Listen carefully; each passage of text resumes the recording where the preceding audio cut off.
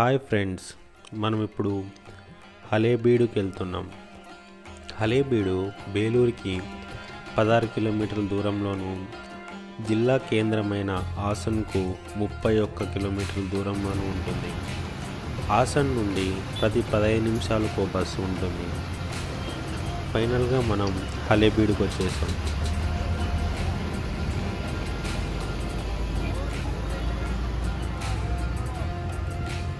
హలేబీడు కర్ణాటకలోని హాసన్ జిల్లాలో ఉంది. ఇది ఒక చిన్న పట్టణం.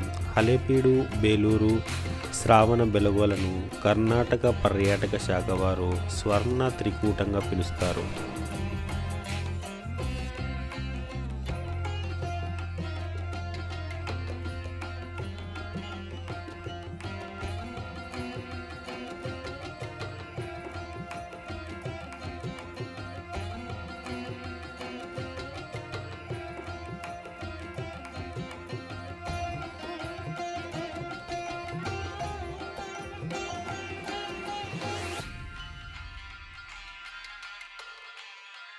హలేబీడును బేలూరును ఓయసాలుల జంట పట్టణాలుగా పిలుస్తారు.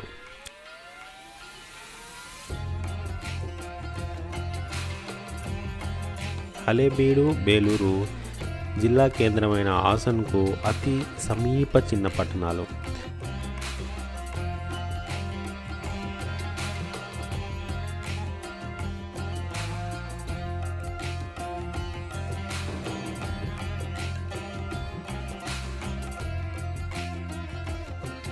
హలేబీడు అనగా శిథిల నగరం లేదా పాత నివాసం అని అర్థం.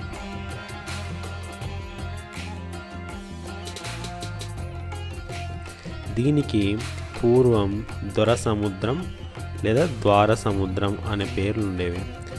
అనగా సముద్రానికి ద్వారం వంటిది అని అర్థం. ఢిల్లీ సుల్తానుల కాలంలో మాలిక్ కాఫర్ దాడులను ప్రాంతం చవిచూసింది.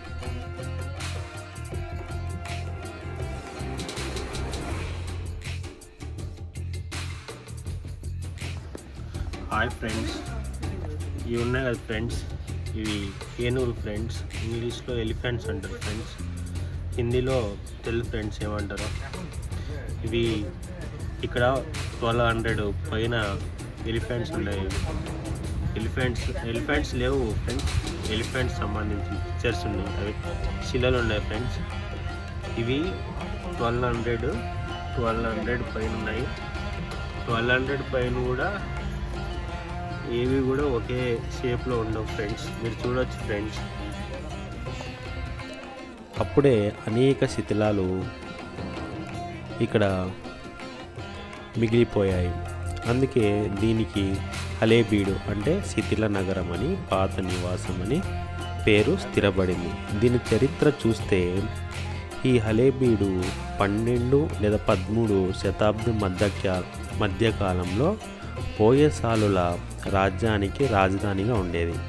ఇదే సమయంలో ఇక్కడ ఆలయం నిర్మించబడింది. ఈ ఆలయాన్ని విష్ణువర్ధనుడు నిర్మించాడని అంటారు. ఈ నిర్మాణంలో తన మంత్రి కేతనమల్ల తోడ్పడాడని, ఇతనితో పాటు కేసర శెట్టి అనే శివభక్తుడు కూడా తోడ్పడినట్లు చెప్పుకుంటారు.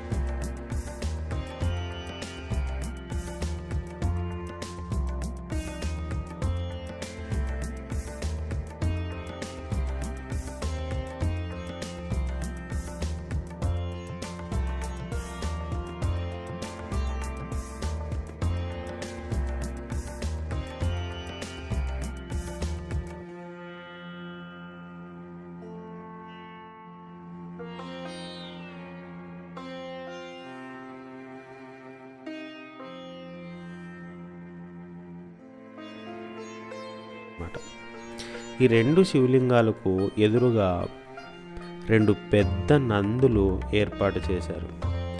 ఇవి ఎంత అద్భుతంగా ఉంటాయంటే మన ప్రతిబింబం అందులో కనిపిస్తుంది. అద్దంలాగా అంత నునుపుగా ఉన్నాయి ఇవి. వీటి చుట్టూ మండపాలు కూడా ఉన్నాయి. ఈ నందులు రకరకాల అలంకరణలతో అందంగా చెక్కబడినాయి. ఇవి దేశంలో అతిపెద్ద నందులలో 5-6 స్థానాల్లో ఉన్నాయంట.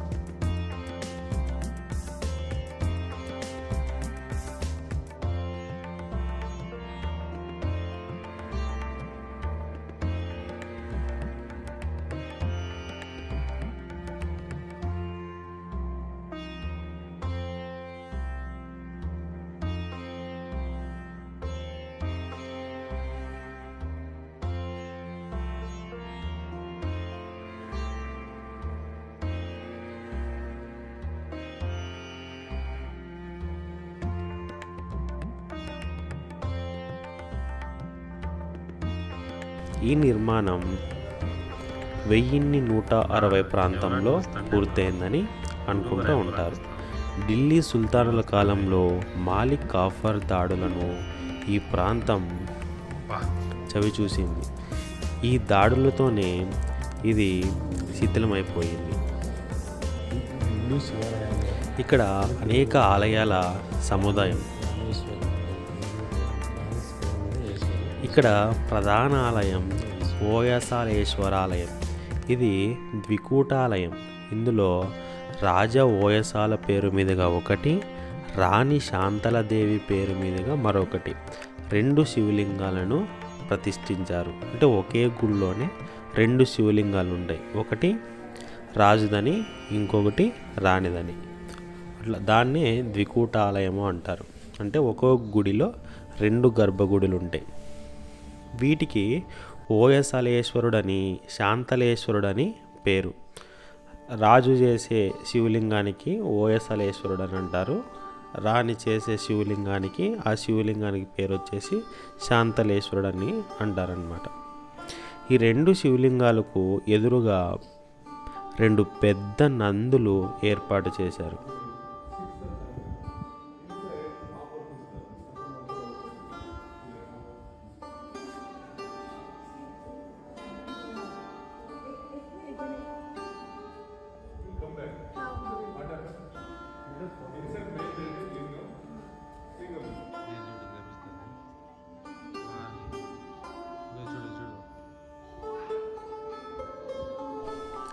గర్భగుడి ముఖద్వారం నంది, భృంగి విగ్రహాలు ఆలయం లోపల పైకప్పుపై, వెలుపల ఆలయ గోడలపై హిందూ పురాణ గాథలను స్మరింపజేసే శిల్పాలు, జంతువులు, పక్షులు, నర్తకీ శిల్పాలు చాలా అందంగా తీర్చిదిద్దబడ్డాయి.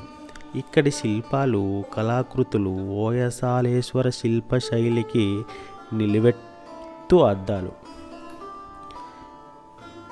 ఈ దేవాలయాల నిర్మాణానికి సబ్బురాతిని, బలుపురాయిని ఉపయోగించారు. ఈ ఆలయం తూర్పు ముఖమై ఉంటుంది. ఈ ఆలయానికి 4 ద్వారాలు ఉంటాయి. 2 ద్వారాలు తూర్పు వైపు, ఒకటి ఉత్తరం వైపు, మరొకటి దక్షిణం వైపు ఉంటాయి. ఉత్తరం ద్వారం దగ్గర ఉన్న ద్వారపాలక విగ్రహం ఆకర్షణీయంగా ఉంటుంది. ఆలయం వెలుపల ఉద్యానవనంలో గోమటేశ్వరుడి విగ్రహం ఉంది. ఈ దేవాలయ సముదాయంలో పురావస్తు శాఖ వారి మ్యూజియం ఉంది. అందులోకి వెళ్తున్నాం. దీని దగ్గరలోనే ఒక పెద్ద సరస్సు ఉంది. అది వీడియో మొదట్లో చూపించాం కదండి, అదే ఆ సరస్సు. ఈ ఆలయాన్ని యునెస్కో ప్రపంచ వారసత్వ సంపదగా గుర్తించింది.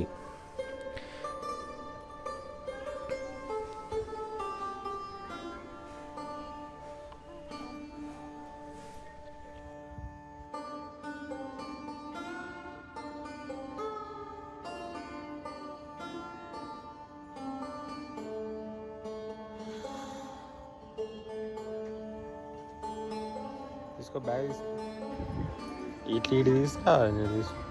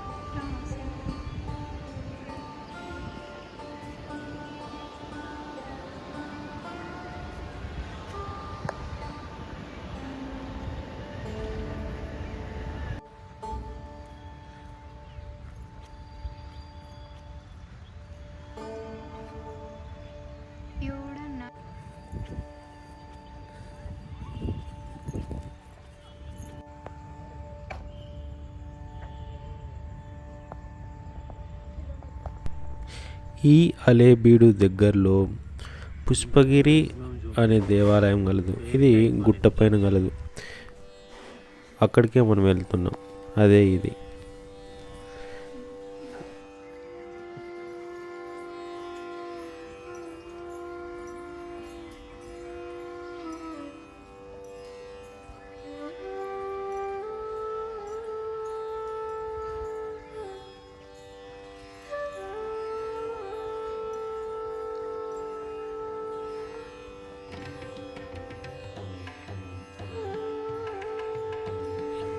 ఇక్కడ కూడా ప్రకృతి అందాలను ఆస్వాదించవచ్చు.